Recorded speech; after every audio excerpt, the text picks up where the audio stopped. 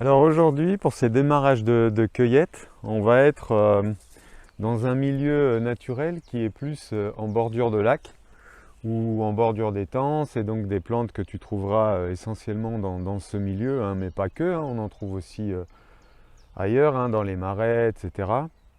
Alors là, je voulais d'abord te présenter, là, je ne sais pas si tu vois, donc là, on a des roseaux qu'on appelle aussi les phragmites. Et en fait, on les reconnaît grâce à leurs plumeaux là, donc on appelle des panicules également. Dans ce milieu-là, tu as aussi les massettes qu'on appelle les joncs, qui sont des plantes qui sont également comestibles. Donc le roseau, hein, plus la massette sont deux plantes de milieu aquatique. Ces plantes sont de la famille du blé en fait, voilà, c'est de la famille des poacées. Et c'est pareil que le blé, tu vois. Et chose qui est totalement ignorée, c'est que c'est comestible. Voilà. Et d'autant plus que c'est très très riche en amidon.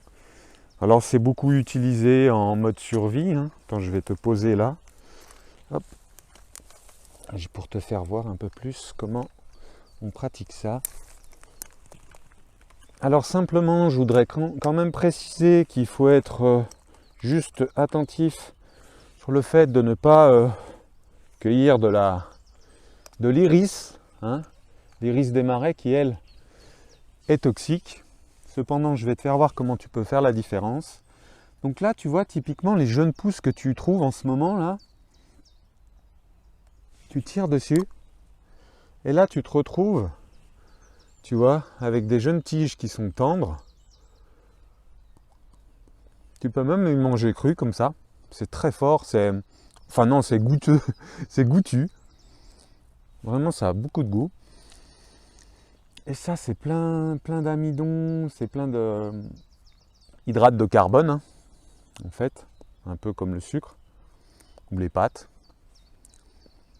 Donc là, en fait, si tu veux ne pas te tromper, tu vois, l'iris des marais, en fait, là, j'en ai pas. J'ai fait le tour, j'en ai pas.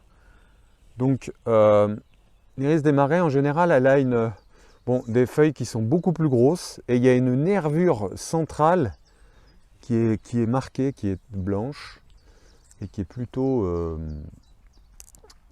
saillante. Donc là, c'est pas le cas, tu vois.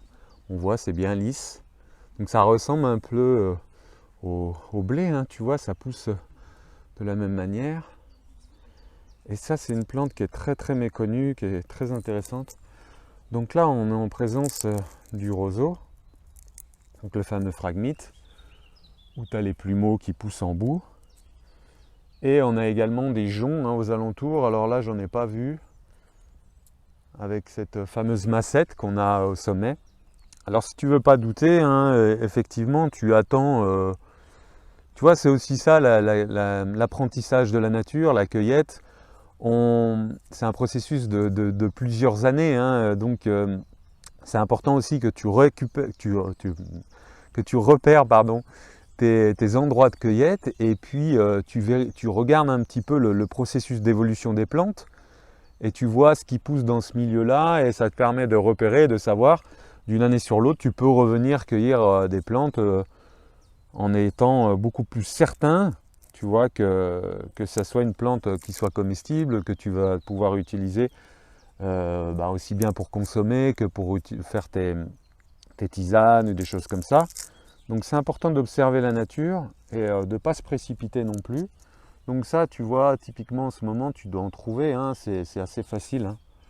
En plus, on voit à côté qu'il y a il y a beaucoup de plumeaux, donc on sait que dans ce milieu-là, on a des phragmites qui poussent. Là, pas de confusion possible, c'est pas l'iris. Donc ça, c'est une plante qui est très très intéressante en survie, hein, encore une fois, je te le répète. Mais c'est bien de répéter parce que... Donc tu peux la manger crue.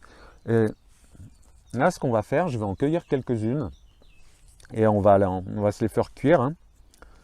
On va se les faire cuire et puis se les mettre dans une petite salade ou on verra bien. Pour l'instant, j'ai pas de réelle idée avec ça. Mais en tous les cas, je sais que j'en mange surtout à cette époque, au printemps, hein, où c'est très agréable.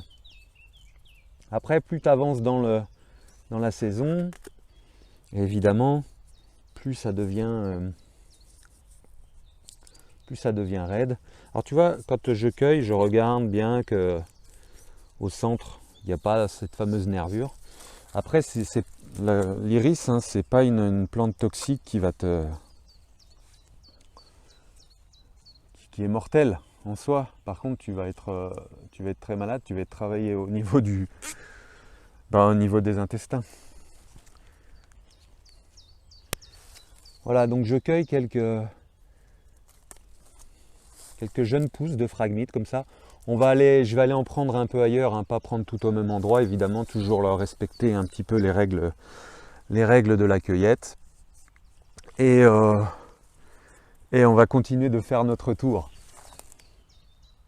Alors tu vois aussi comme nos intentions appellent nos expériences de vie.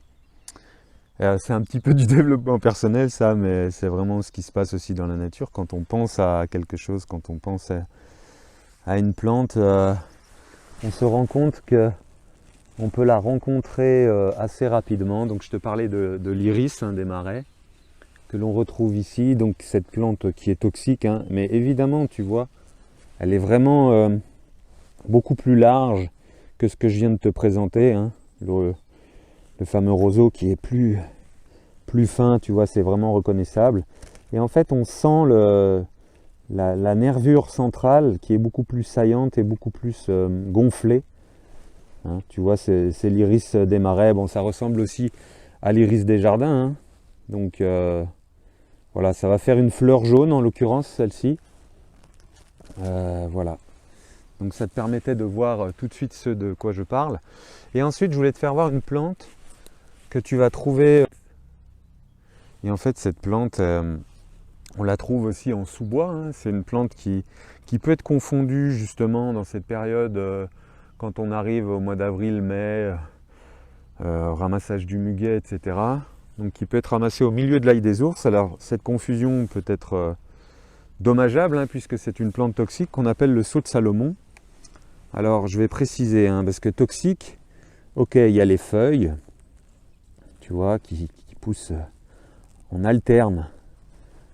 Il est petit, mais il peut monter jusqu'à plus d'1 mètre, le saut de Salomon, tu vois. C'est des feuilles qui sont alternes. Ça fait des petites fleurs en clochette aussi, blanches, un peu de façon muguet. En revanche, la racine est comestible et elle a des vertus également médicinales. Hein. Notamment, elle traite les ecchymoses et les problèmes de rhumatisme, par exemple. Donc voilà, tu vois, c'est typiquement, il y a des plantes comme ça où il y a une partie qui est comestible et une autre qui est toxique. Hein, ça fait un peu, si tu veux, pour une plante connue, hein, par exemple la rhubarbe, hein, où tu as la feuille qui est toxique et puis la tige qui est comestible. Tu vois, c'est des petites particularités à connaître. Donc là, on ne va pas la cuisiner parce que on va attendre un petit peu, peut-être on la fera un peu plus tard, que tu t'acclimates et que tu t'habitues un peu plus aux plantes. Mais voilà, tu vois, et typiquement, comme elle pousse au milieu de l'ail des ours, parfois les gens ils prennent des brassées comme ça, ils font pas attention, et ils vont donc cueillir cette plante toxique en même temps que cueillir de l'ail des ours. Un peu à la façon du muguet. D'ailleurs, on a aussi de l'iris des marais au milieu là. Donc là, ce que je vais faire, tu sais, je t'avais dit, petit à petit, je recueille des boutons floraux, hein, de l'ail des ours que je vais pouvoir rajouter dans mon vinaigre. Donc j'en cueille petit à petit, j'en prends un peu comme ça de temps en temps, ici et là. Pas sur toute la plante, hein, parce qu'il faut qu'elle puisse se ressemer. Hein, évidemment, après cette inflorescence, on a la fleur et puis on a les graines pour que la plante se dissémine et se reproduise. Donc préservez ça aussi. Et donc je t'emmène voir une autre plante intéressante qui est ici, qui fait partie de la famille des lamiacées qu'on trouve fréquemment dans les jardins en ce moment. Donc je vais l'accueillir parce qu'on va l'utiliser. Je vais essayer de te la poser pour que tu la voies bien. Voilà. Tu vois, donc cette plante, c'est une aromatique de la famille des Lamiacées notamment, tu vois, tige carrée. Donc c'est le lierre terrestre. Voilà. Tu vois, toujours pareil, des feuilles cannelées en opposé. Donc c'est la même famille que le lamier qu'on a vu tout à l'heure. Et tu vois, c'est toujours cette particularité des lamiacées, donc les fleurs en gueule de loup, tige carrée. Donc là, tu peux pas te tromper.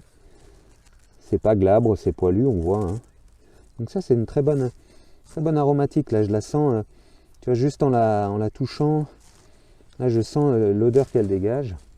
Donc ça, t'en trouves énormément dans les jardins du lierre terrestre. C'est vraiment très très aromatique et on va en prendre quelques-unes. Et donc on va prendre à peu près des bouquets comme ça, tu vois, un bouquet comme ça. Donc on prend plutôt la pointe et les jeunes pousses. On peut prendre avec les fleurs ou sans les fleurs, c'est comme tu veux. Si tu veux prendre vraiment des jeunes, là on prend des comme ça, là. Tu vois là, ici, là où il n'y a pas encore les fleurs, donc ça c'est plus jeune, on peut prendre. Voilà, donc on va en prendre à peu près 8 comme ça. Je ne sais pas encore ce qu'on va faire avec, mais on découvrira bien. Et puis je reviens sur les houblons, hein, où voilà, si tu en trouves, eh ben, tu prends les pointes comme ça, même si tu peux prendre plus long, tu prends plus long. Tu prends t'en prends une dizaine, 10 on va dire, ici et là, et dévaste pas tout, quoi. Tu répartis. Là, moi je sais que j'en ai beaucoup, donc je vais répartir ma cueillette. Là, j'en prends une ici, par exemple, tu vois. Là, je prends tout ça, quoi. Tout le bout de la plante. Voilà. Et voilà. Et donc là, je continue ma cueillette. Bon, là, je te fais voir toujours le houblon, hein, parce que là, j'ai trouvé vraiment des magnifiques pousses, tu vois, sur l'arbre. On voit là, il y a des lianes qui sont sèches de l'année dernière. Et là, il y a la plante qui reprend ici. Tu vois, là, c'est juste magnifique, là. Il y a des morceaux. Là, je prends tout ça. Et là, à côté, il y a sa cousine, donc je vais la laisser tranquille. Mais tu vois, tous les arbres ici sont envahis de houblon sauvage. Donc ça monte très très haut, tu vois, ça peut monter au sommet des arbres. Et donc là, je voulais quand même te faire voir l'anémone. Hein. Ici, ça c'est une plante qui est toxique. Donc tu vois, ces feuilles là, tu la reconnais, on la voit un peu partout en ce moment dans les forêts. Ça ressemble, tu vois, au bouton d'or. C'est la phosphicare en fait. Et donc cette plante, elle est toxique, on ne va pas la ramasser. Tu pourrais la confondre éventuellement avec la ficaire qu'on va voir après, qu'on va essayer de trouver et que je vais te faire voir en comparaison. Voilà. Alors là, je voulais te faire voir également, donc dans ce milieu, c'est vraiment un milieu très très riche. Hein. On trouve beaucoup de plantes.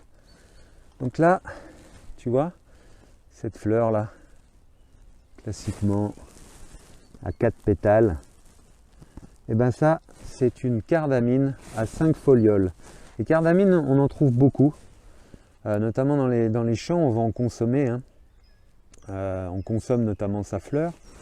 C'est une plante de la famille des brassicacées, donc anciennement les crucifères. Donc c'est la famille du chou, tu vois. Et ça ressemble un peu à une feuille de cannabis pour dire. Tu vois, si on rassemble cette feuille qui est cassée. Et faites attention, parce que ça c'est un aspect que je n'ai pas parlé aussi, mais cette plante dans certaines régions elle est protégée.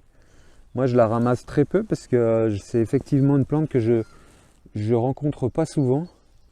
Donc je la laisse tranquille. Et puis il y a sa cousine un peu plus loin, tu vois, je te laisse admirer en même temps. Vraiment on est en balade ensemble, tu vois. Et je te laisse admirer le paysage. Bon, il y a des enfants de l'autre côté de la berge. Et ils font leur vie. Hein. Et là, alors attends, j'ai aperçu tout à l'heure, tu vois, j'essaye de passer dans des endroits où il y a le moins de plantes possible pour pas les écraser. au pied de l'arbre là-bas, me semble-t-il. Bon là j'ai continué, comme je te disais, de ramasser des boutons d'ail des ours. Celle-ci, voilà, cette plante là, tu vois, elle a des très belles fleurs qui sont pareilles, 4 pétales. Cependant là on voit c'est 7 folioles, donc 7 feuilles. Donc je rappelle, une feuille ça s'appelle une foliole en botanique, hein. Et la tige c'est le limbe, donc ce qui contient les feuilles. Donc là c'est, tu vois, 2, 4, 6 et 7, et c'est la même plante, sauf que c'est la cardamine à 7 folioles. Voilà, c'est un parterre très très riche, c'est vraiment très sympa cet endroit. Tu vois, je suis au bord de la rivière, dans un endroit très peu fréquenté, sauf de l'autre côté, parce qu'effectivement de l'autre côté il y a un parcours pour les enfants. Donc c'est en milieu humide, et puis là je vois qu'ici, tu vois, pour rappel aussi, on aperçoit la berce spondyle qu'on a pu consommer ces derniers jours, hier. Donc là je vais la laisser tranquille, c'est vraiment très rare d'en trouver là quand même au bord de l'eau comme ça. Donc voilà, et puis là, pour rappel également, j'ai le coup d'œil, là on voit l'égopode, l'herbe au goûteux, qui est un petit peu étouffé par les autres. Laissez tranquille l'herbe au goûteux, c'est une excellente comestible. Voilà. On continue notre balade. Et là je vais te faire voir une plante, tu vois, qu'on nomme la parisette. Ça c'est une plante, c'est une herbacée vivace qui est toxique. Donc il faut faire attention, tu vois, elle a 5 folioles. Là il y a un bouton floral, ça va donner une fleur qui est très très noire, arrondie, noire violacée un peu. Tu verras un peu plus tard dans la saison, c'est vraiment repoussant comme plante. Quand on voit cette fleur, on n'a pas envie de... Donc ça monte assez haut la fleur, elle monte de cet ordre-là à peu près. Tu vois, elle vient plus haut quoi. Et voilà, je voulais te la présenter, cette fleur est toxique. Cette plante est toxique, donc fais attention. C'est le moment voilà, de présenter un peu tout ce qui se présente à nous finalement.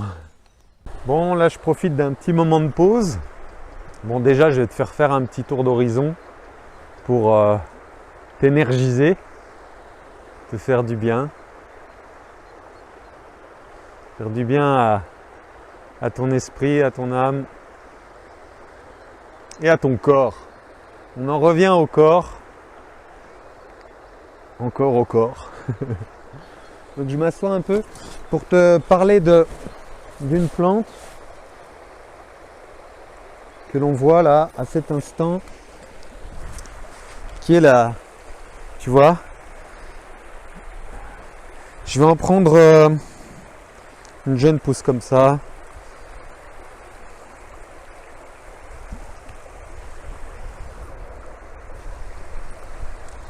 Ça, c'est la pétasite. Celle-ci, c'est la pétasite hybride. C'est une plante de la famille des astéracées. Pareil que le tussilage. Peut-être tu pourrais confondre avec le tussilage. Le tussilage, il a des feuilles qui sont moins grosses que ça et avec moins de relief, un peu plus plat. Et voilà, dessous c'est bien blanc, tu vois, velu, douveteux un peu. Donc ça c'est une plante, donc ça c'est la pétasite hybride, hein, donc il existe également la pétasite officinale. Donc pourquoi officinale? Je voulais faire une précision aussi, pourquoi on parle de plantes officinales. Et bien tout simplement parce que c'est des plantes qui sont utilisées médicinales pour leur qualité médicinale, donc en pharmacie en l'occurrence. Donc tu n'es peut-être pas sans ignorer que toutes les molécules de pharmacie qui servent aujourd'hui à soigner les gens sont issues de la nature, ont été reproduites de façon hybride ou de façon moléculaire. Mais en tous les cas, tout vient de la nature à la base. Donc la pétasite officinale, alors déjà pour dire pétasite, je veux juste faire un petit peu, tu vois, on l'appelle aussi l'herbe, le PQ des bergers. hein, parce que bon, bah voilà, je vais pas te faire de dessin, mais tu peux t'imaginer pourquoi on l'appelle comme ça. C'est vrai que c'est des grandes, il y a des énormes feuilles, tu vois, tu peux trouver des feuilles jusqu'à 50 cm de diamètre. Et tu vois, ça ressemble aussi un peu à la bardane. La bardane que l'on va certainement voir, hein, j'en ai vu un peu plus dans les terres, là comme on est en milieu humide évidemment, on en trouve moins. Donc cette plante-là, elle a la particularité de, notamment en officinal, de soigner les maux de tête. C'est aussi une plante antispasmodique, anti-inflammatoire. Et tu vois, dans la signature des plantes, on voit cette feuille qui ressemble à un cœur. Donc on pourrait aussi, un cœur ou un rein également, on pourrait aussi imaginer que cette plante soigne le cœur et le rein.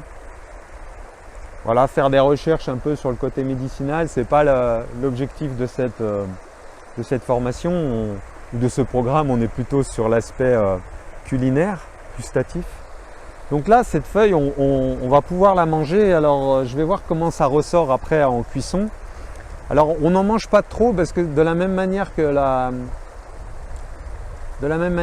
consoude, c'est une plante qui est concentrée en alcaloïdes, donc on n'en mange pas beaucoup, hein. Il faut en manger très peu. Quand je dis pas beaucoup, c'est-à-dire pas souvent. Par exemple, on n'en mange pas toutes les semaines. C'est comme là tout à l'heure, je te parlais du tussilage. Donc ça, c'est ce genre de plantes là, c'est des plantes qui ont d'abord la fleur, l'inflorescence qui pousse avant. Tu vois, l'inflorescence elle est sèche là. Elle a l'inflorescence qui pousse avant les fleurs.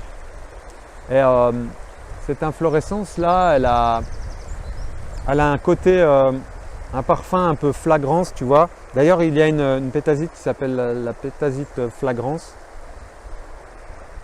et qui a un parfum un peu vanillé, tu vois. Et qu'on pourrait utiliser hein, pour parfumer les desserts éventuellement.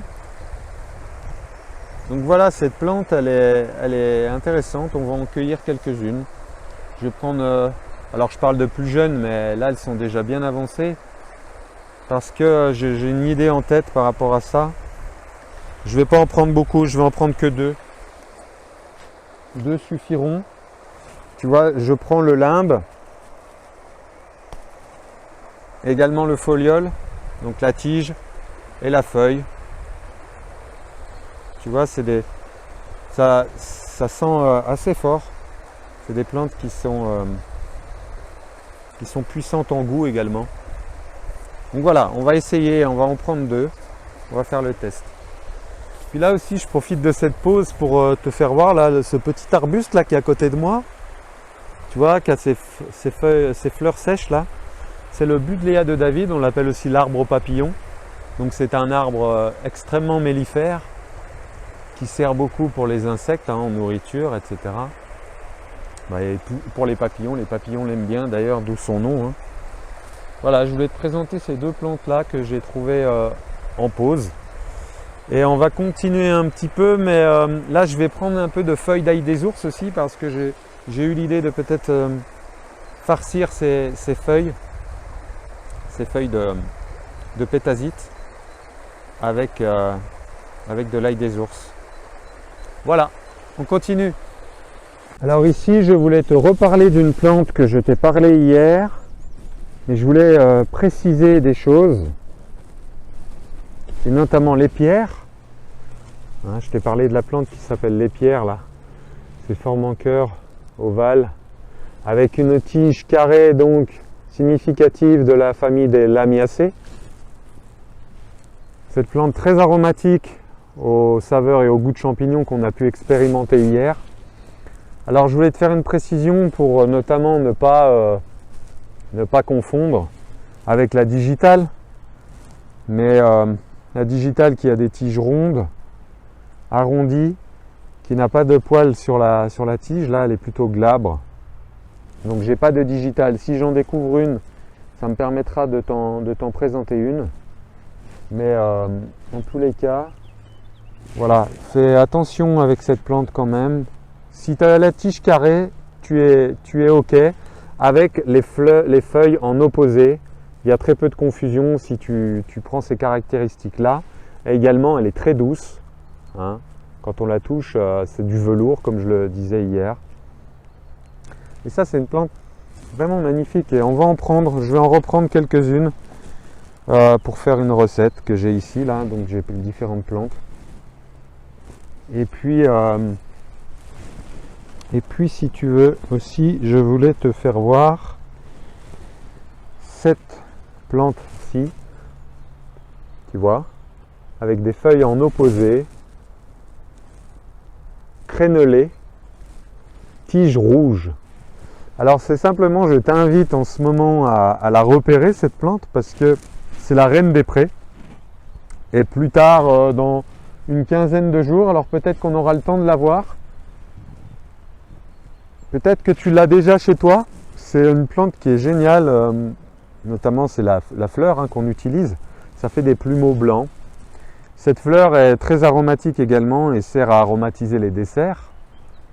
Donc je t'invite à la repérer si tu en as déjà un peu autour de chez toi pour déjà anticiper la cueillette des fleurs. Alors on peut utiliser les fleurs fraîches mais également sèches.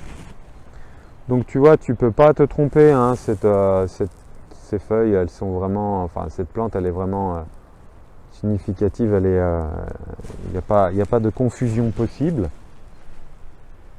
Ensuite, alors j'ai pas beaucoup de, je voulais ramasser de la ficaire, notamment des feuilles de ficaire pour faire quelque chose. Alors je vais bouger un peu. Tu vois derrière il y a le lac. C'est juste magnifique le temps d'aujourd'hui qui a tourné parce que c'était pas ça au début. Voilà, tu vois la ficaire avec ses fleurs jaunes. Donc elle a ça ressemble un peu au nombril de Vénus. Enfin bien que le nombril de Vénus est beaucoup plus arrondi. Donc là je ne sais pas si tu la vois bien. On va en ramasser quelques-unes de ces feuilles parce qu'elles se consomment. Alors il est plutôt préférable de cueillir quand elle n'a pas ses fleurs parce que elle a un goût qui est quand même assez âpre. Tu vois, mais du coup j'ai quelques jeunes pousses à côté que je vais m'amuser à cueillir. Et voilà, je t'invite à en cueillir une bonne vingtaine pour composer une salade notamment. Je pense, j'ai cette idée là. On va pouvoir l'associer avec les différentes choses que l'on a déjà cueillies. J'essaye de regarder un peu aux alentours. Alors comme je te l'ai dit, j'ai recueilli 7 feuilles d'ail des ours pour composer la recette avec la pétasite. Et là j'essaye de faire un tour en même temps avec toi, tu vois. Bon, là je revois de l'épierre, EPIAIRE. Donc j'en profite pour en reprendre. Et là c'est un petit peu, il y a un petit peu moins de plantes ici parce que je pense qu'il y a eu un passage de l'homme. D'ailleurs ils sont venus couper du bois. Donc c'est pas très génial pour cueillir. Donc je vais continuer ma vidéo. Mais en tous les cas, je pense qu'on va pas tarder d'arrêter la cueillette pour aujourd'hui. Ça permet aussi pour toi d'intégrer, d'assimiler déjà les différentes plantes qu'on a vues aujourd'hui. Et puis voilà, on continue d'avancer. Voilà, je me suis arrêté un petit instant dans un endroit, encore une fois. Hein, donc j'ai prêté attention à un moment donné aux petites prêles. J'ai vu des jeunes prêles, tu vois. Les jeunes prêles qui sont là. Donc tu vois la prêle. Alors ça, les jeunes pousses de prêle comme ça, elles sont comestibles une fois cuites. Tu peux les consommer également. Donc là, on ne va pas en consommer pour l'instant parce que j'en ai pas beaucoup. Oh, il y en a quelques-unes quand même, mais voilà. Donc la prêle, tu vois, au niveau de la signature des plantes, tu vois, c'est une plante qui sert notamment pour les problèmes osseux. Hein. Donc là, elle a la singularité de ressembler un petit peu à une colonne vertébrale, tu vois, aux vertèbres d'une colonne vertébrale. Donc la signature des plantes indique qu'elle permet vraiment d'aider notamment pour les calcifications hein, d'os. Hein. C'est une plante qui est très riche en silice, le silice qui est présent dans nos os.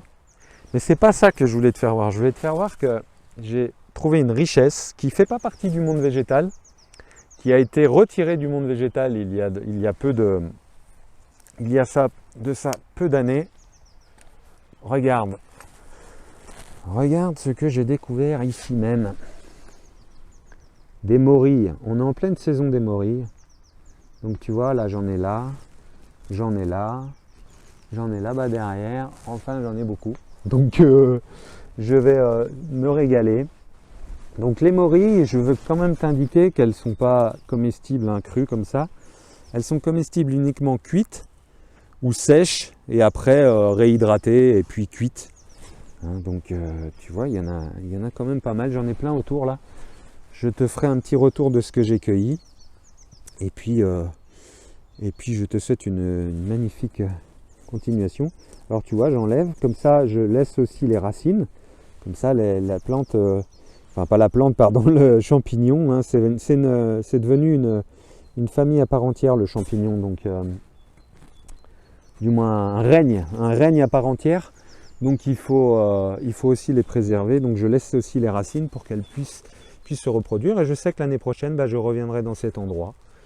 Voilà, je pourrais peut-être t'y emmener si on se rencontre à cette époque. Voilà, belle continuation.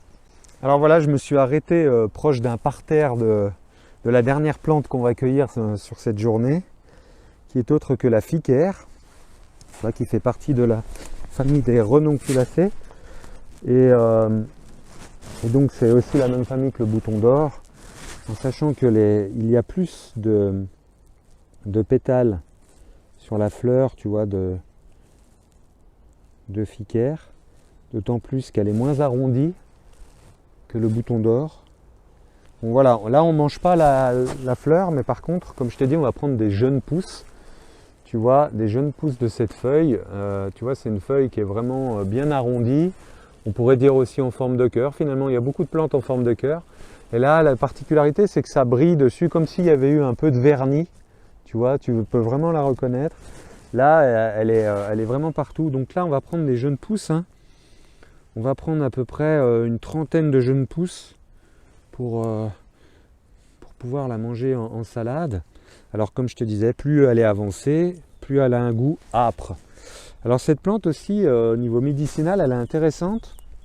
Elle est utilisée en pharmacopée pour le côté, notamment pour traiter les hémorroïdes, mais alors ça se fait notamment avec la racine. Hein, c'est des racines qui sont en rhizome. Alors je ne sais pas si je vais réussir. Si on voit un petit peu là, une racine en rhizome. Donc là je l'ai enlevé parce que je sais que ça court, il y a beaucoup de... C'est pour ça qu'on peut en prendre éventuellement si on a des problèmes d'hémorroïdes. Hein, c'est heureusement que ça ne vient pas tous les jours.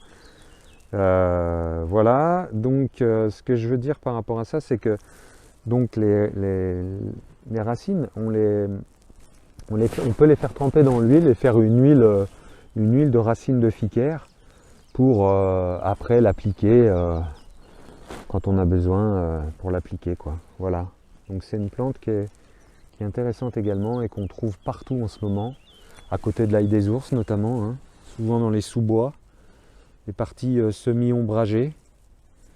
Et puis ce que je voulais préciser aussi par rapport à la morille de tout à l'heure, la morille, donc ce champignon, il pousse aussi dans les sous-bois, proche plutôt des chênes. Hein. Souvent il y a des chênes qui sont à proximité, et c'est souvent dans les parties ensoleillées. Hein, si tu cherches des morilles, tu vas plutôt sur les parties ensoleillées des chênes, notamment au pied des chênes. C'est là où ça pousse le mieux. Donc là, en l'occurrence, là où je les ai trouvés, c'était effectivement plein sud.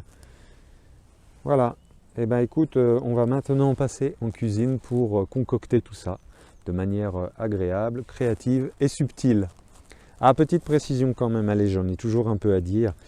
C'est vrai que J'ai pas encore bien parlé du côté énergétique, etc. On va y venir petit à petit, hein, comme je te disais, c'est un processus d'apprentissage tout ça. Mais vraiment, aie une belle intention aussi quand tu vas cueillir. Mets-toi vraiment dans l'instant présent, profite. De toute façon, tu n'as pas le choix que d'être dans l'instant présent quand tu es dans la nature, quand tu es avec les plantes, quand tu les découvres. Et même en cuisine, je dirais. Mais mets-y une belle intention quand tu pars le matin en cueillette ou l'après-midi, je ne sais pas quand est-ce que tu y vas. Voilà, tu y mets une intention de soigner la nature, de prendre soin de ton corps, de prendre soin d'elle. Et voilà, quand on a des belles intentions comme ça énergise aussi au plus haut point les plantes hein, avec lesquelles on est en contact. Et écoute aussi ton ressenti dans la balade, tu vois, sur le sentier, dans les endroits où tu vas. Laisse-toi guider aussi par ton ressenti, par ton intuition. C'est comme ça que je fonctionne, moi j'avance. Sauf quand je fais des stages en présentiel, parfois j'ai des parcours un peu définis, mais je tiens jamais vraiment le parcours vraiment structuré de manière, comment dire, carrée, quoi. Je ne vais pas forcément utiliser le sentier que j'avais défini au départ. Cependant, voilà, laisse-toi guider par ça, par ton intuition, ton ressenti, c'est vraiment important aussi dans la cueillette. Et sois à l'écoute de tout ça. Voilà, j'espère que tu découvres plein de choses, que ça te fait plaisir. Et encore une fois, je t'ai dit, on y va petit à petit. Et puis si tu dois revisionner les vidéos, revisionne-les. Tu les as pour toute ta vie de toute façon. Elles pourront toujours te servir, notamment l'année prochaine, etc. Et encore une fois, je le répète, la nature, c'est un processus d'apprentissage de long terme aussi. Et c'est la patience. Elle nous apprend la patience, la tolérance, la diversité et la beauté également. Et aussi les sons, la résonance des sons dont j'ai déjà parlé. Voilà, je finis et on se retrouve en cuisine. J'ai pas de micro, donc j'espère que le son va être bien. Ça va peut-être résonner un peu, mais voilà. Donc on refait le point et je vais te donner le menu d'aujourd'hui. On va avoir beaucoup de travail. Alors là, on a donc les 2 feuilles de pétasite hein, qu'on a ramassées au bord de rivière. Ensuite, on a les morilles que j'ai trouvées. Alors là, exceptionnellement, c'est vrai que de trouver des morilles, ça n'arrive pas tous les jours.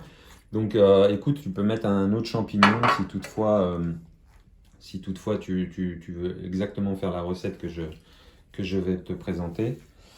Ensuite, là, on a les feuilles de ficaire, tu vois, que j'ai lavées. Donc j'ai lavé toutes les plantes, mais là, je les ai lavées. Puis comme elles sont un peu fragiles, je les ai déjà disposées dans l'assiette. Hein. Ensuite, là, on a nos jeunes pousses de houblon. Tu vois, j'en ai pas pris de trop, il y en avait beaucoup plus. Mais comme je te disais, on cueille parcimonie pour préserver l'environnement et puis que les plantes se régénèrent. Là, on a nos roseaux. Hein, les roseaux, j'en ai pris pas mal. Hein, il y en avait quand même beaucoup. Là, ici, on a notre lierre terrestre. Tu vois, avec, bon là, il était au fond du sachet. Du coup, ça a un petit peu écrasé. Ah bah tiens, il reste des... Tu vois, hop. Avec ces petites fleurs en gueule de loup, hein, mais effectivement, c'est quand même bien écrasé. Donc ça, c'est une belle aromatique, hein, la famille des Lamiacées, je te le répète. Et là, toujours pareil, dans la famille des Lamiacées, on a l'épierre des Alpes. Tu as aussi de l'épierre des bois. Voilà, la plante que je t'ai présentée juste avant. Et puis bah là, classiquement, pour ainsi dire, de l'ail des ours. Voilà. Donc là, tu vois, il y a des boutons qui restent là. Et j'ai rajouté dans mon vinaigre hein, les quelques boutons floraux que j'ai récoltés hein, ici et là. Comme je te dis, je les rajoute au fur et à mesure. Aucune incidence. Simplement, quand je les remets dedans, tu vois, hop, j'en remets. Et je mélange bien comme ça pour que les boutons restent bien dedans. Donc alors, je vais d'ores et déjà te donner le menu. Donc tu vas voir, ambitieux aujourd'hui le menu. Donc on va faire une salade de ficaire et houblon à la feta. Ensuite, on va faire les jeunes pousses de roseau avec une sauce mousseline à l'ail des ours. Ensuite, on va faire les feuilles de pétasite farcies aux morilles et à l'épierre. Donc on va mettre voilà, Maury et les pierres qui est là. Et ensuite, on va faire une crème chocolat parfumée aux lierres terrestres. Donc voilà, on va avancer vers ça. Et puis, on aura aussi, je vais te faire voir, on va faire du pain aussi pour anticiper pour demain, la vidéo de demain. J'avais envie de te faire voir, voilà, pour peut-être on va accommoder une plante avec le pain. J'ai eu cette idée, je sais pas. Comme je te dis, hein, j'y vais au feeling, j'y vais au ressenti. Là, le menu, il s'est composé tout seul hein, dans la nature, comme je te le répète. Donc voilà, on y va. Et juste, ah oui, par rapport à la morille, tu vois, je t'avais dit, bien faire attention, hein, la morille. Alors c'est parti, on y va. J'ai commencé à couper la morille pour la pré-cuire un petit peu. La morille, il faut que ça cuise au moins 15 minutes, hein, minimum 15 minutes. Donc déjà, moi, ce que je fais tout le temps, je la pré-cuis un petit peu dans l'eau. Tu peux la mettre à la vapeur. Là, tout ce que je fais dans l'eau, en fait, tu peux le faire en vapeur également, hein. Voilà, c'est une question de choix, mais je la pré-cuis avant. Parce que tu sais que si elle est déjà crue, elle est toxique évidemment. Et là, il faut au minimum 15 minutes de cuisson. Donc une pré-cuisson comme ça à l'eau, c'est très bien pour après la finir à la poêle sautée avec, tu verras dans la recette. Et là, on va donc faire cuire également. Il y a pas mal de plantes à cuire aujourd'hui là. Donc on va déjà procéder par ordre. Alors ne pas confondre avec la gyromite, hein, souvent les confusions qu'il peut y avoir avec la morille, c'est la confusion avec la gyromite qui, elle, est évidemment toxique et mortelle. Enfin, mortelle à haute dose, hein. C'est pas comme une amanite phalloïde non plus. Mais faire attention avec les champignons. Je suis pas trop fan des champignons en soi, mais bon, là, la morille, on peut pas refuser de la consommer quand elle se présente à nous. Voilà, donc on y va. Donc je fais pré-cuire ça gentiment, j'en ai pas trop mis non plus. Comme je te disais, tu peux remplacer par un autre champignon éventuellement. Donc là, on va commencer déjà par la salade. Donc je t'ai dit que on faisait une salade de fiquère et houblon à la feta. Donc déjà, la fiquère, on va la laisser dresser comme ça sur l'assiette, hein, telle que tu l'as vu. Et on va pré-cuire les... Ouais, quand je dis pré-cuire, c'est-à-dire qu'on va légèrement cuire les pointes de houblon, là. On va pas les laisser trop longtemps. Tu vois, l'eau, on va la réutiliser pour d'autres plantes aussi après. Donc là, hop, on la plonge légèrement. Comme je te disais, si tu as un four vapeur, tu fais ça à vapeur. Pendant ce temps, on va préparer notre vinaigrette. On va faire une petite vinaigrette simple, hein, là, vinaigre de cidre. Alors si tu as du balsamique, tu peux mettre un peu de vinaigre balsamique. Mais là, je vais faire vinaigre de cidre et l'huile de colza, sel, poivre.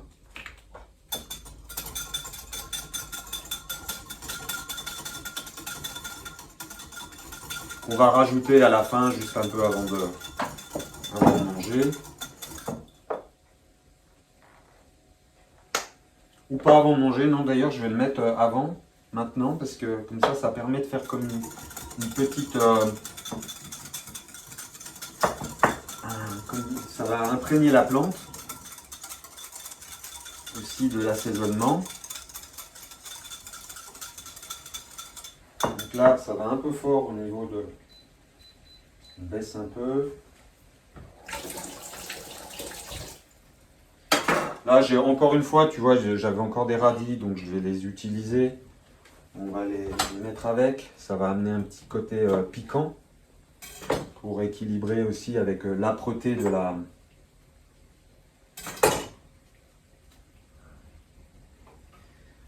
le côté âpre que la fiquère va emmener.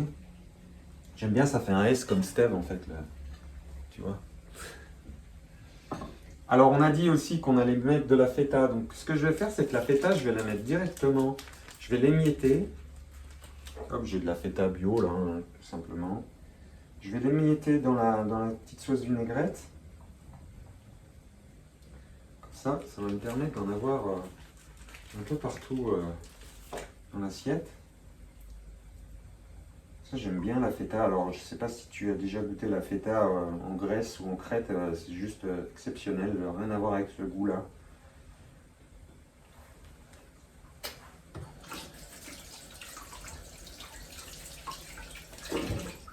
Ok. Ok. Donc là, ça va un peu fort notre histoire de champignons. Ben, on fait un frémissement, hein, pas besoin de trop bouillir. Là, on vérifie les pointes de houblon, ça mérite encore un petit peu de cuisson. C'est un peu dur en bas. Donc on laisse ça terminer gentiment.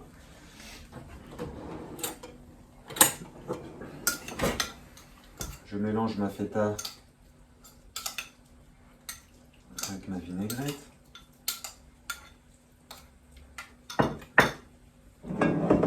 D'une manière générale, les assaisonnements, après, tu les rectifies toi de ton côté si tu vois que c'est pas assez, évidemment. Donc là, on va procéder par ordre aujourd'hui, comme ça permet de faire l'entrée, le plat chaud, les deux plats chauds en fait, et puis le dessert.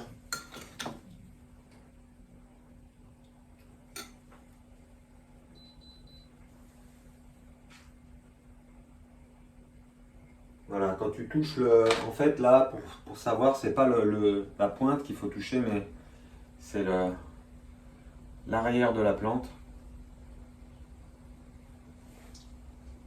Que ça soit un peu comme une asperge.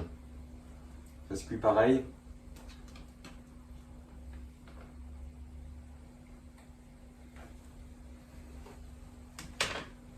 Ok, là c'est bon. Hop, je vais égoutter.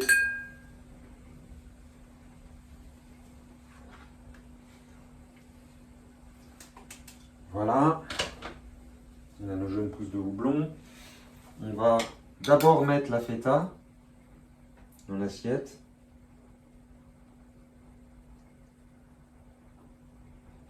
Voilà, après tu fais un peu comme bon te semble.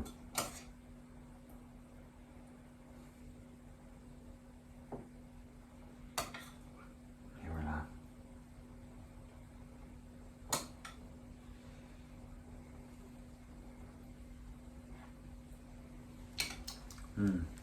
Très bon. Voilà, là je vais laisser. Il n'y a plus de. Hop, ça bout encore. Donc dans la suite, donc j'ai pris de notes hein, quand même, on va faire les roseaux avec une sauce mousseline.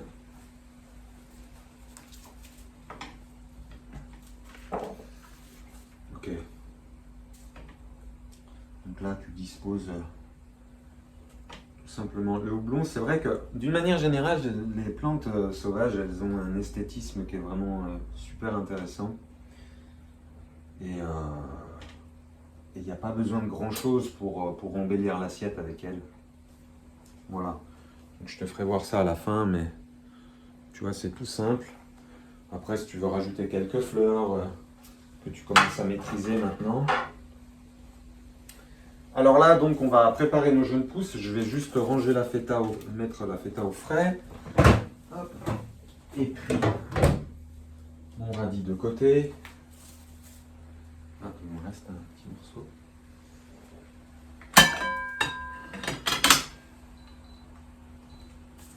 Là, tu vois, alors, les roseaux, on va enlever un peu la tête, hein, parce que comme je te disais, le plus tendre, il est en bas. D'ailleurs, on peut le manger cru en bas, là, si on le souhaite. Mais on va garder vraiment le plus tendre, donc on va retirer la pointe pour juste garder des tiges comme ça, tu vois, ça ressemble un peu à des jeunes pousses de bambou également. C'est une graminée finalement. Hein. Ça va mettre un peu de temps. Donc on va les mettre directement au fur et à mesure. Et avec ça, on va faire une petite sauce mousseline à l'ail des ours. On va se régaler. La sauce mousseline, tu verras, on va la préparer, il faut la maintenir au chaud après.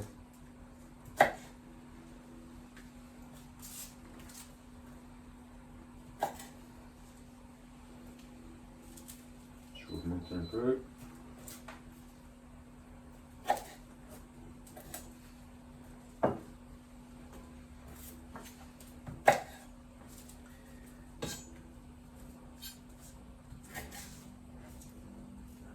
Tu vois, c'est vrai que les moris, faut bien les pré-cuire, hein, parce que sinon...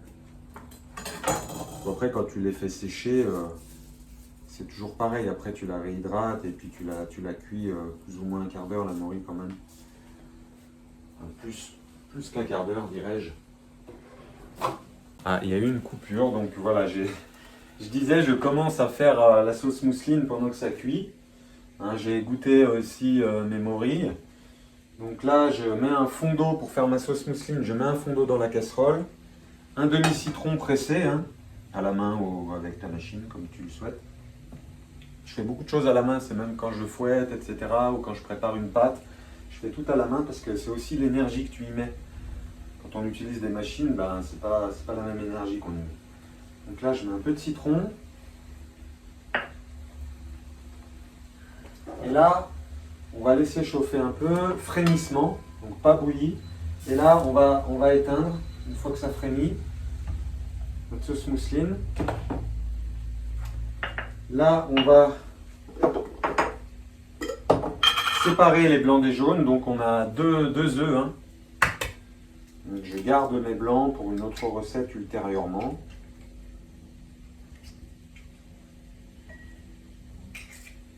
Je ne les mets pas tout de suite. Je vais les mettre dans mon petit ramequin là. Pour la simple et bonne raison que ça doit cuire uniformément. Il ne faut pas que ça fasse des grumeaux. Voilà. Donc là, je vais pouvoir garder mes blancs d'œufs.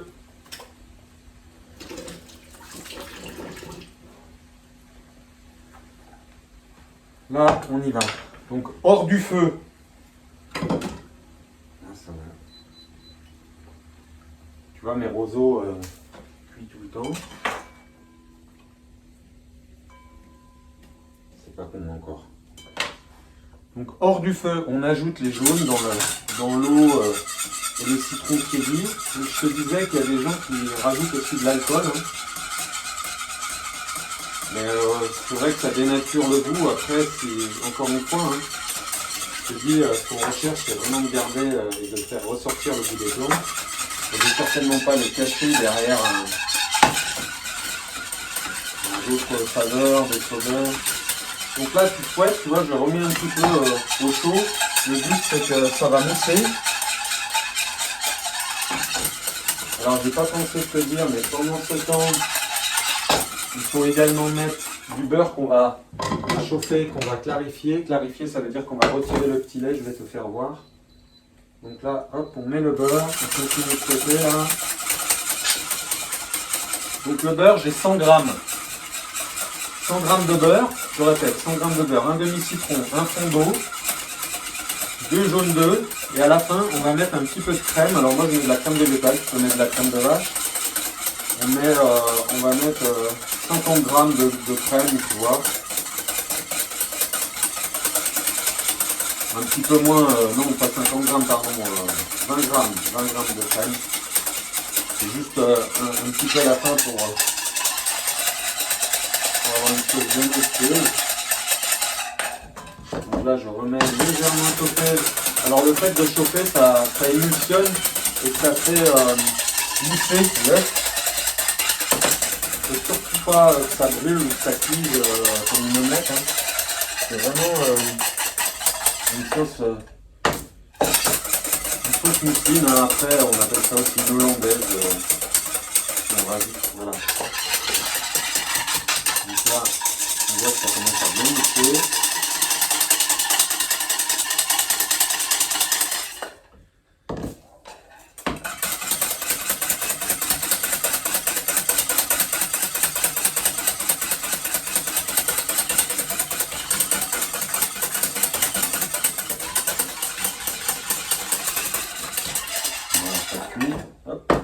J'alterne entre les deux, tu vois, la cuisine c'est de l'acrobatie aussi parfois.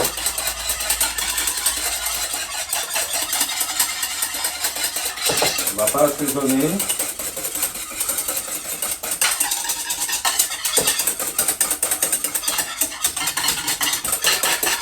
Alors l'ail des ours, on va rajouter l'ail des ours dans cette sauce. On va la mettre à la fin, tout simplement couper des petits morceaux. On aurait également pu la faire infuser pour la mettre en un peu de façon semi-liquide, dirais-je, pour que ça s'intègre bien à la sauce. Là, ça va plus être des petits morceaux qui vont se retrouver ici et là. Donc là, ça a bien mixé, on est bien là. Je vais mettre 2 secondes là sur le feu.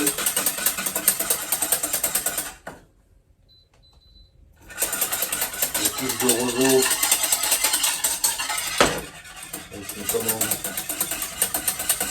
Ça va, ça commence à s'attendrir.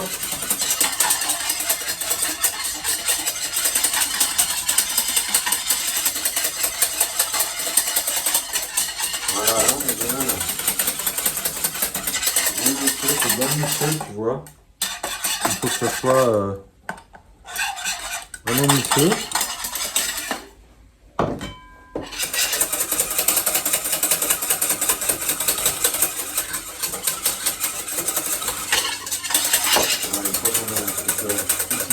On est bien.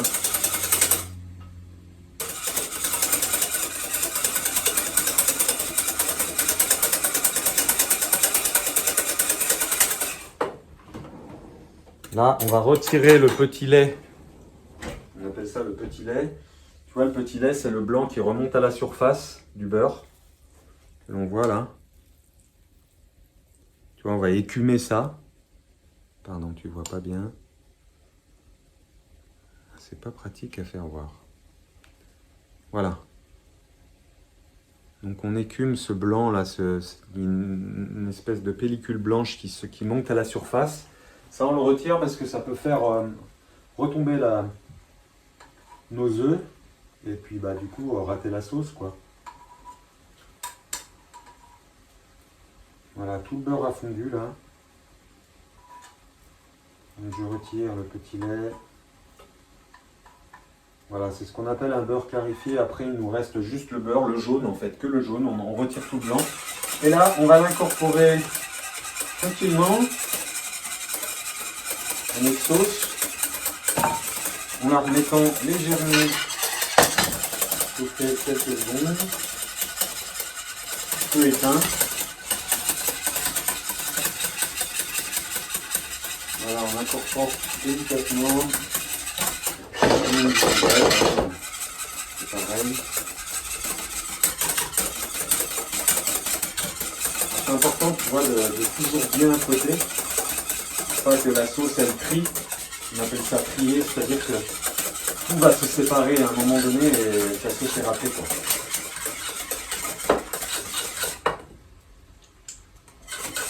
Alors évidemment, il va falloir saler. Hein. Donc là, c'est le moment. Hop. Sachant que la plante va également apporter. C'est excellent ça. Et ça avec les pousses de roseau, voilà quoi. Tu vas te régaler. Donc là, je mets un petit peu de crème. Tu vois, je vais doser. Alors, pour que tu voyes, je vais mettre. Voilà. Tu vois, je mets très peu quoi. Un fond de ramequin. C'est 10 grammes, 20 grammes. Ça apporte un peu plus de richesse et de consistance à la sauce. Tu vois, elle devient un peu plus épaisse automatiquement. Et elle blanchit. Voilà. Là, ça va bientôt être prêt. Donc là, l'ail des ours, comme je te le disais, hop, on va couper des petits morceaux. Donc elle a été lavée au préalable. Là, celle-là, hop, ça fait trop. 2 feuilles hein, pour ma quantité que j'ai là. Tu vois, j'ai une casserole. Toujours au couteau, comme je t'expliquais, pas au mixeur. Ça oxyde la plante et ça retire tous les éléments nutritifs que l'on recherche, mais également les principes actifs.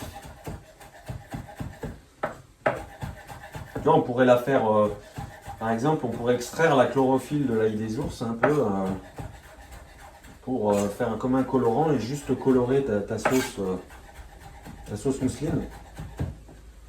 Mais là, on va faire simple. Qu'est-ce que c'est parfumé ouais, l'ail des ours, effectivement, ça parfume beaucoup. Voilà. Ok. Donc là, le but, c'est... Normalement, ta sauce Riesling, tu vois, elle est... Voilà, c'est une sauce qui est qui a épaissi quand même. Hein. Attends, on va regarder avec la cuillère, ce sera plus facile pour toi que tu vois un peu la consistance. C'est pas liquide, c'est entre le liquide et l'épais. C'est excellent. Alors, on va mettre un peu de sel. Là, on sent bien le goût de l'ail des ours et puis ça va encore infuser. Alors ça, on va le maintenir au chaud en bain-marie jusqu'à ce que tu serves. Alors, je dis bien bain-marie, donc ça veut dire que tu ne dois pas faire bouillir l'eau dessous hein, pour effectivement éviter que ça se trie, c'est-à-dire que le beurre va se séparer du jaune d'œuf et ça serait pas bon quoi. Alors là on va inverser. Hop, tu vois, je mets un fond d'eau dedans, je maintiens ça au chaud, hein, tranquillement. Je vais mettre sur, là c'est des plaques, je vais mettre sur 1 quoi, juste histoire que ça maintienne chaud. Et puis là, bah voilà, on a nos plantes là qui sont prêtes à être égouttées. Juste que je suis... Hop, je vais la refroidir directement comme ça. Alors, si tu veux garder aussi le côté vert, tu vois, c'est un peu une astuce aussi, ça, c'est bien refroidir la plante. Pareil comme pour les haricots verts. Le mieux, c'est, si tu veux garder bien le côté vert, donc c'est de la mettre par exemple, dans un bac à glaçons, avec des glaçons, dans un bac avec des glaçons d'eau. Donc en fait, tu mets un bac avec de l'eau et tu mets des glaçons dedans. Et en fait, le fait de faire un choc thermique comme ça maintient le légume vert hein, ou la plante verte, bien verte. C'est ce qu'on utilise notamment pour faire, peut-être que tu connais, hein, un peu pour les haricots verts. On utilise cette technique-là. Donc là, on va dresser. Hein, je vais simplement pour l'instant les poser comme ça. Je ne sais pas trop comment je vais organiser. Alors là, je viens d'avoir une coupure. Je vais vérifier.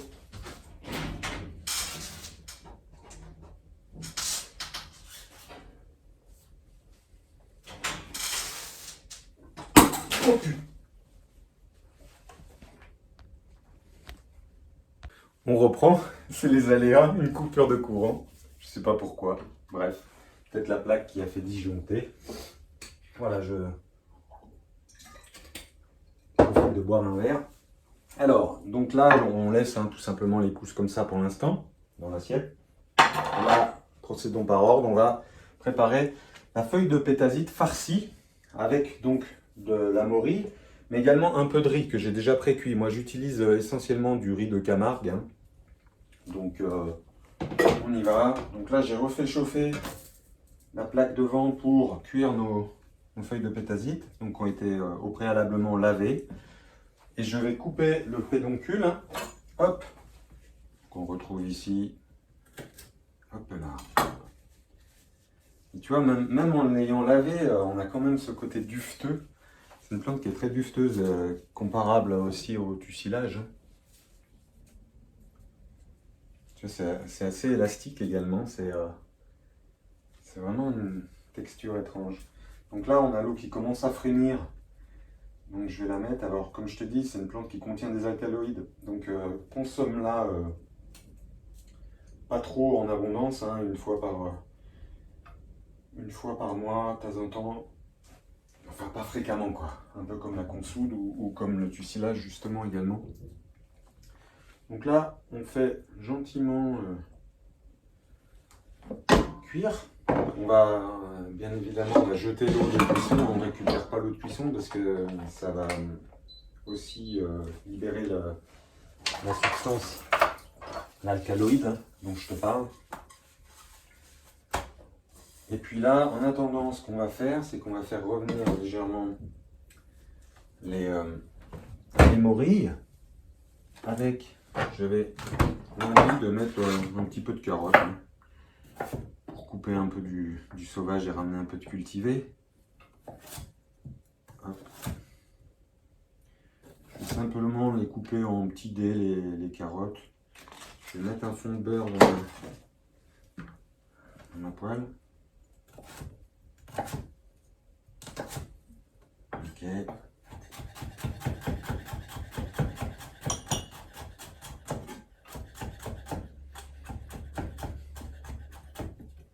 Voilà, ce sont vraiment des petits dés que j'ai fait. Je te fais voir. Voilà.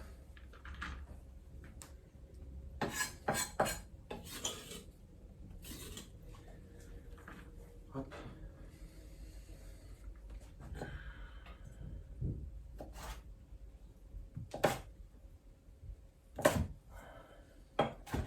Alors, je te disais, donc, la pétasite, c'est de la famille des Astéracées. Les Astéracées, c'est une des familles les plus répandues sur la planète. C'est la famille des plantes qui est le plus importante. Donc, il y a beaucoup, énormément de plantes. Je crois que c'est plus de 25 000 plantes de mémoire, je ne suis pas sûr à 100%. Donc là, hop, ça va gentiment revenir aux carottes. La pétasite, elle cuit.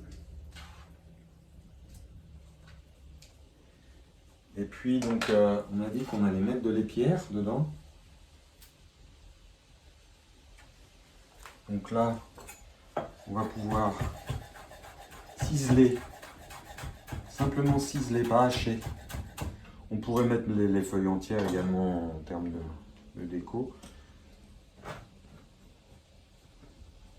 On les fait juste ciseler tranquillement, pendant que les carottes veulent bien revenir. Donc la plaque.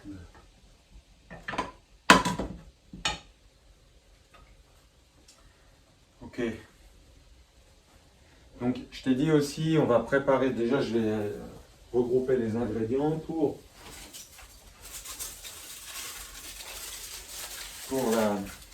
la crème chocolat on va faire.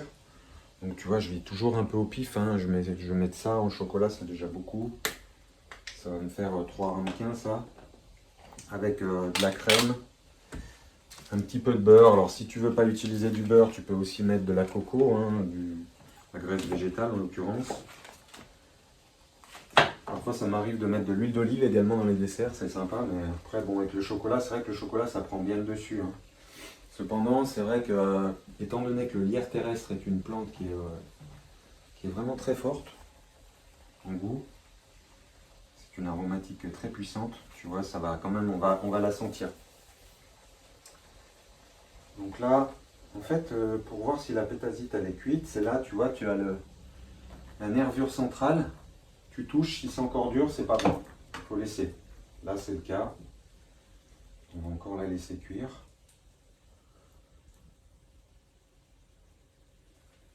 Et là, on peut se préparer une petite assiette avec du sopalin à côté, tout simplement pour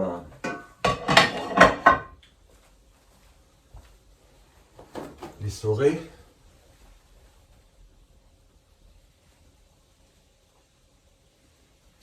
J'ai l'impression que la plaque ne fonctionne plus.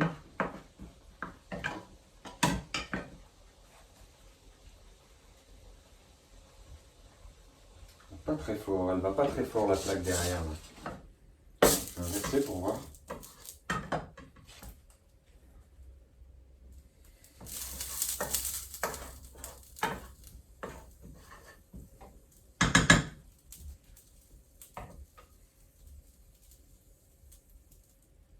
Je pense qu'elle aussi elle fonctionne quand même, désolé. Mais... Ah, ça jongle entre les deux. Ok. Donc là, on va mettre le champignon dans les carottes. Ça sent bon.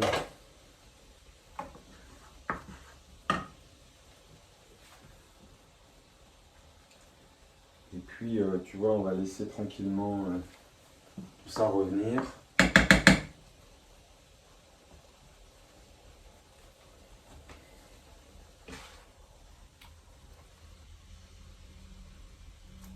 Encore un peu dur. Tu vois, c'est vraiment... il y a vraiment énormément de choses à faire avec les plantes, hein. On a vraiment encore beaucoup d'expériences à faire, des expériences culinaires. C'est ce qu'on fait ensemble et je me ravis, je suis réjoui de pouvoir le faire avec toi. Là, j'aurais pu mettre un couvercle hein, pour que ça aille un peu plus vite. Si tu as un four vapeur, comme je te le disais hein, tout à l'heure, je répète, c'est aussi plus adapté, effectivement, si on veut garder les principes actifs un maximum de la plante. Hein, c'est comme quand on cuit des légumes à la vapeur, évidemment qu'on garde tous les nutriments. Alors, j'ai pas des ramequins plus jolis que ça pour...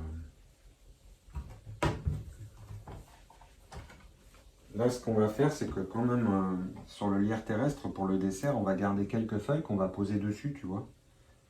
Esthétiquement, déjà, c'est joli. Et puis, ça permet, si tu as des invités, de leur présenter la plante. Et puis, on peut même prendre une petite fleur violette, là, qui sont super belles. Elles sentent bon aussi. Hop.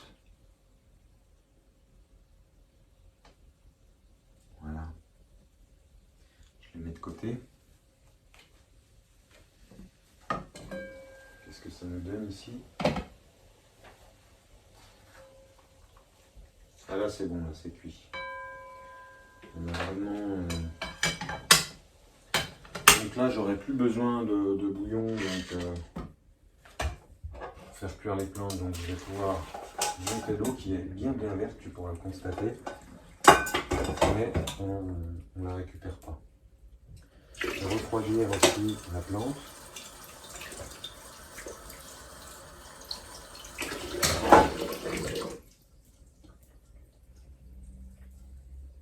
Je peux la presser un peu comme ça avec mes mains. Tu vois, c'est une plante qui reste, qui a une bonne tenue, qui garde une bonne tenue en fait. Hein. Donc, elle est forte en goût. Hein. Tu vas pouvoir t'en rendre compte.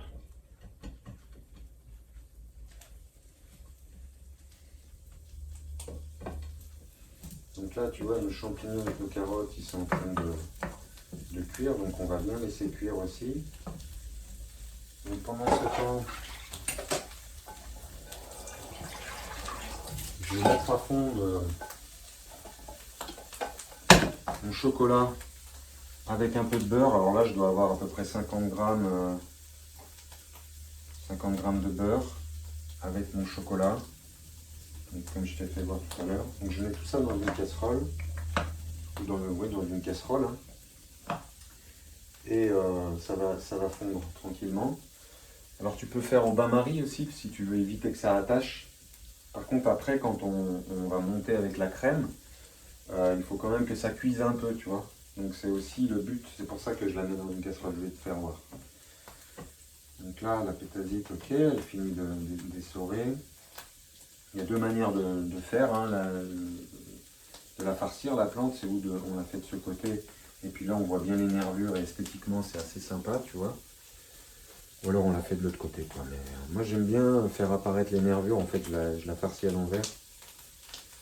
C'est plus sympa. Donc là on va pouvoir mettre les pierres dans les carottes et les champignons. On va mettre un petit fond d'eau. Ça cuise. On va saler. On va poivrer.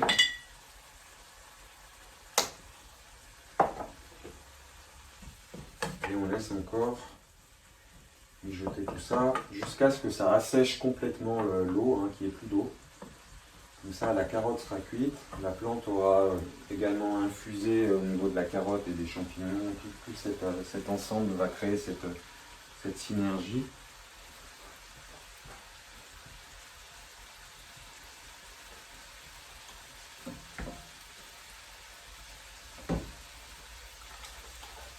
prépare ma crème. La crème ira dans la crème chocolat. Hein.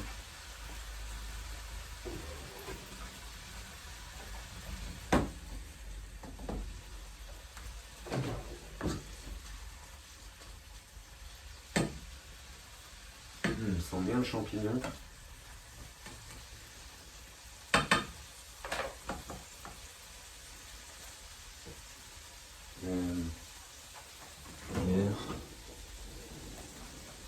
Ok.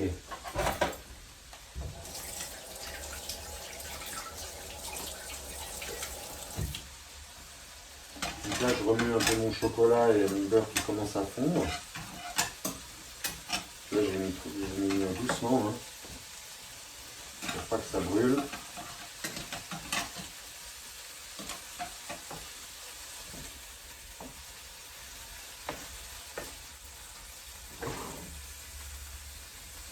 Voilà, on va pouvoir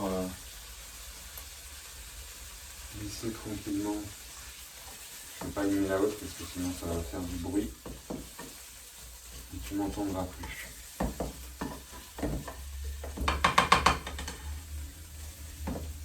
Voilà, là, je vais goûter la plus grosse des carottes qui traînent là, voir. C'est cuit. Moi j'aime bien aussi garder un petit peu de croquant. Donc là, on va mettre un peu de riz. On a cuit au préalable.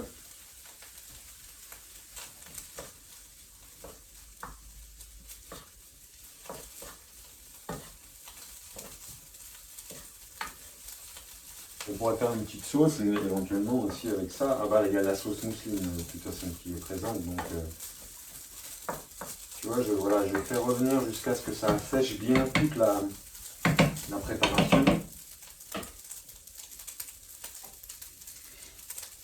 Je vais regoûter. Donc là ça a besoin d'un peu de sel.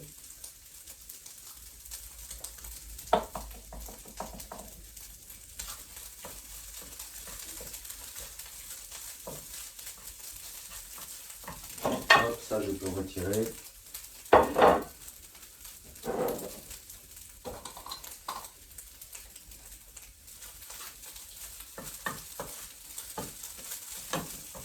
Et voilà. Donc là on va repasser le chocolat devant. Je mets à 1. Pas que ça aille trop vite.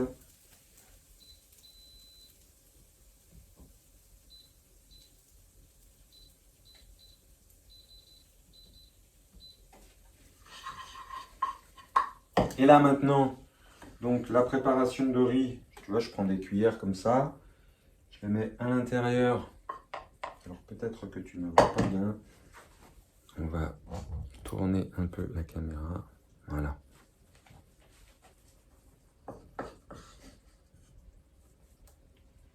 Tu vois, je les mets à l'intérieur.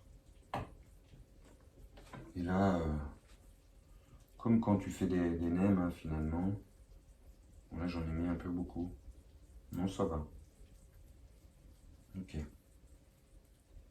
Donc ça, hop, tu vois, ça a roulé directement. Hein.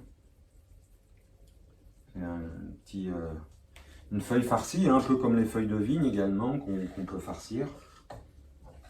Donc là, je mélange tout ce que je veux faire.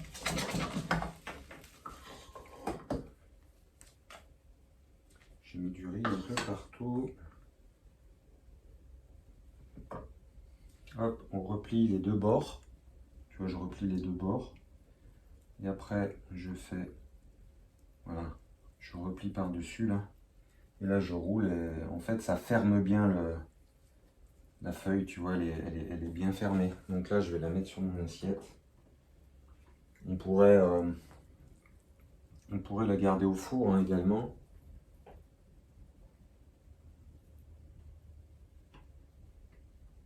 Voilà, moi j'aime bien les farcir à l'envers parce que ça, on voit bien les nervures. Donc là, j'ai fait un peu trop de riz. Effectivement, j'ai mis aussi la morille, donc je vais évidemment la manger plus tard. Et puis là, alors, là, c'est... On va mettre tout de suite la plante pour que déjà elle infuse. Donc toujours le même procédé. On va couper la plante. Alors fais attention, on va peut-être retirer les... On va retirer la tige centrale. On va simplement garder les feuilles tendres. Hein. Hop, parce que là, il y a des tiges qui sont... On pourrait aussi simplement infuser, hein, par exemple, hein, avec la plante. Hein, au lieu de mettre toute la plante. Mais là, je vais mettre que la moitié. Et je garderai le reste pour autre chose parce que ça va faire beaucoup. Je vais voir, je vais goûter aussi par rapport à l'assaisonnement, voir comment ça réagit. Hop, donc je mets directement ma plante dans le chocolat. Tu vois, ça dégage une odeur déjà qui est juste formidable. Et là je vais, alors attends, je vais redresser un peu ça. Hop, voilà. Et là je vais donc mettre encore une petite cuillère de sucre complet. Pas trop. Hop. Et là on remet sur le feu à 1, tu vois, pour pas que ça brûle. On la sent la plante. Et là, on verse la crème et au fur et à mesure tu mélanges. Tout simple.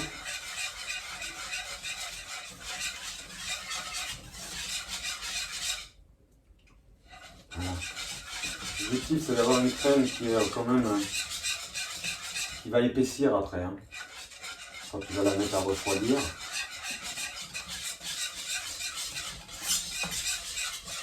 Voilà, tu vois que la couleur, ça donne une couleur chocolatée, comme si c'était du chocolat au lait, quoi. Après, ça fait quand même une belle épaisseur. C'est consistant hein, comme dessert. Là, je vais goûter. Donc, il faut attendre qu'il y ait un petit frémissement. Ah oui, j'avais un petit morceau de plante, c'est sympa. Petit frémissement, tu sais, c'est avant le bouillon, hein, donc c'est des petites... dès que ça fait des petites cloques à la surface. Là, je vais rajouter un tout petit peu de plante, voilà, c'est suivant comment tu aimes. Ça aromatise, et puis là, ça va encore infuser un peu. Si on veut la détendre un peu, on peut même mettre un tout petit peu de lait. Tu vois, parce que là, elle va quand même être très très épaisse.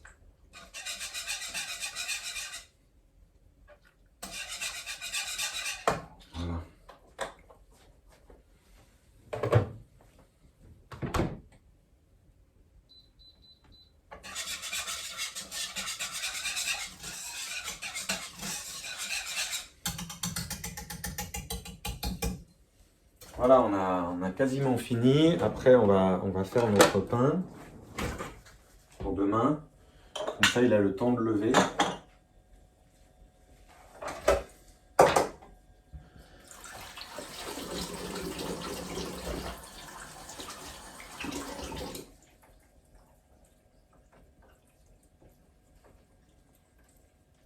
Ok.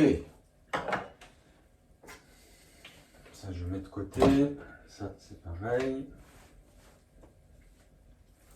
Voilà, on commence à avoir des petites cloques hein, qui apparaissent. Donc là, on est bon. La plante a bien infusé, puis ça va continuer même en refroidissant. Ça, tu peux le laisser refroidir en dehors du frigo ou au frigo, comme tu le souhaites.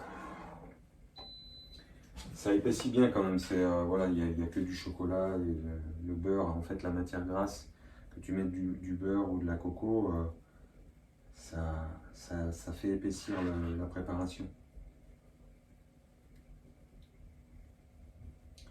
J'en ai mis à côté, on va refaire ça propre.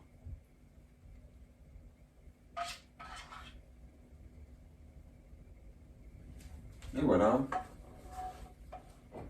Alors tu verras, on sent le goût de le lierre, on sent le goût hein, déjà. Alors le mieux, je ne sais pas si on pourra l'expérimenter, la plante qui parfume le plus, c'est la Tanésie, qui parfume le plus le chocolat, parce que c'est vrai que le chocolat, ça a déjà une force, hein, c'est déjà puissant au goût. Et ben, ce qui reprend bien dessus, c'est vraiment la Tanésie, hein, c'est une plante qui se marie bien avec avec le chocolat. Je ne sais pas si on aura l'occasion de la voir, parce qu'en plus, là, elle n'a pas encore fleuri.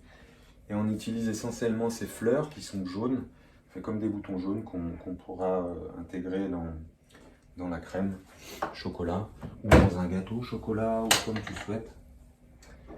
Mais voilà. Donc ça, c'est une suggestion d'autres recettes si tu veux t'amuser. Donc là, on va faire maintenant, donc je vais remettre sauce mousseline un petit peu à chauffer quand même. Là, elle a épaissi, tu vois, elle est géniale. Elle est très très bonne. Donc concernant le pain, alors le pain, tout simplement, ce qu'on va faire, c'est que là, j'ai déjà pesé, j'ai mis 250 grammes de farine. Et moi, je mets de la... Alors attends, je vais te faire voir. Hop. Je mets du levain comme ça. Hein, c'est du levain, c'est pas de la levure. Donc là, j'ai mis en l'occurrence 20 grammes pour 250 grammes. Là, je vais mettre un peu d'ail des ours dedans. Donc ça va être un pain qui va être parfumé à l'ail des ours. Et après, on pourra garnir le pain avec ce qu'on veut. Moi, j'avais envie de faire ça. Je me dis que ça peut être pas mal. Donc, toujours pareil, je vais ciseler l'ail des ours.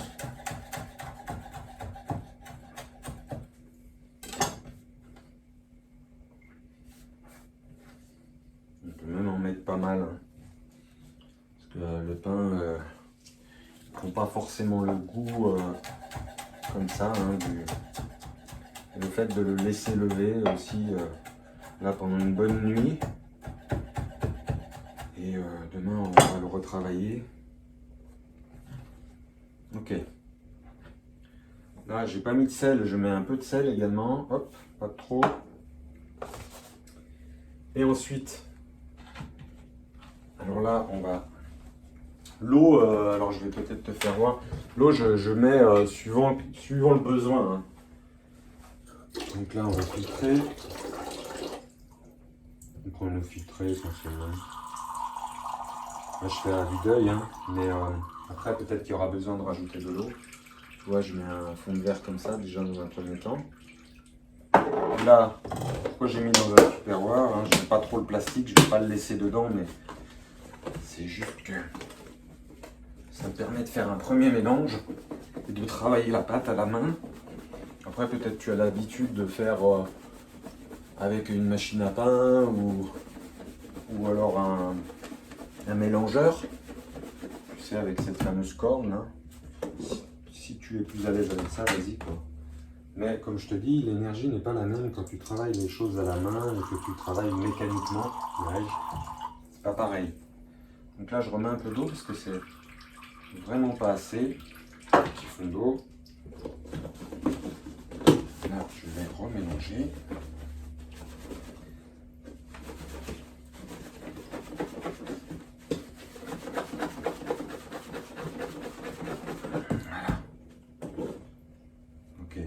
Ça commence à prendre.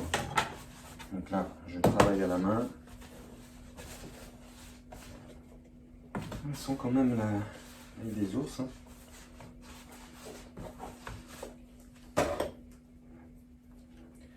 Je vais remettre de l'eau, il n'y a pas assez. Mieux vaut rajouter de l'eau que mettre trop d'eau au départ et après remettre de la farine. C'est mieux comme ça. C'est mieux de mettre d'abord, de rajouter de l'eau que de mettre de la farine. En fait. Ça ne fait pas les mêmes réactions.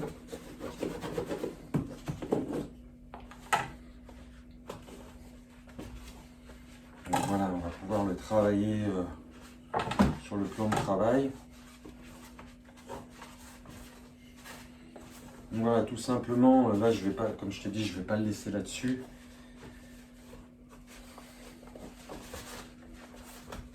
Voilà. Hop. Donc là on finit le travail à la main, tu vois, avec tes paumes de main, tu appuies dessus. Et là tu mets ton énergie également, tu vois, c'est ça la cuisine aussi. C'est pas que la cuisine, c'est dans tout ce que tu fais, hein. Si tu fais un peu de l'art créatif et ces choses-là, on sait que quand on y met notre main, notre pâte, et ben, on y transmet, on transmet de l'information, on transmet de l'énergie. Et voilà, typiquement. Tu vois, des fois, j'aime bien raconter ces histoires, c'est que des fois, si tu donnes la même recette à faire à deux cuisiniers, tu donnes la même recette avec les mêmes ingrédients, les deux cuisiniers vont le faire, et il y aura pas ça n'aura pas la même consistance, ça n'aura pas le même goût, ça dégagera pas la même chose en fait. Et ça relève de l'ingrédient magique un peu, hein, c'est pour ainsi dire, comme si c'était l'ingrédient magique. Mais c'est vraiment ça en fait. Moi je le constate, hein, avec des cuisiniers professionnels. Voilà. Donc là, on a notre pâte qui sent l'ail des ours déjà. Donc là, ce que je fais tout simplement, je le mets dans une assiette, hein, je le couvre. Alors on peut mettre un peu de farine au fond pour éviter que ça accroche, parce que quand ça va lever, ça va sécher, ça risque d'accrocher. Voilà. Et puis là, tout simplement, un linge dessus. Tu peux l'humidifier un peu, mais moi je le mets juste comme ça. Et ça, je vais laisser toute une nuit. Et demain, on verra. Il fera jour et ce sera un autre jour. Donc, hop, on a terminé pour cette journée. Je te dis à demain. Donc, je vais te présenter d'abord les plats avant de terminer cette vidéo. Et je te souhaite un bon appétit. Donc, voilà le résultat final. Alors, donc ici, tu as la fiquère avec les pousses de houblon. Et la feta, la vinaigrette qu'on a fait également. Ici, tu as la pétazite farcie avec le riz, la morille et les pierres. Et puis ici, tu as tes pousses de fragmite, hein, ou de roseau avec la petite sauce mousseline à l'ail des ours. Et là, on a la crème chocolat au lierre terrestre. Voilà, donc j'ai mis j'ai mis quelques décos. Bon, bah là, des fleurs de violette, quelques pâquerettes, quelques pétales de pissenlit. Et voilà, tu vois, tout simple. En même temps, il faut aussi que ça soit joli parce que ça nourrit différentes parties de ton corps et de ton âme et de ton esprit. Le triptyque important à prendre en considération quand on mange et quand on cuisine. Voilà, à demain.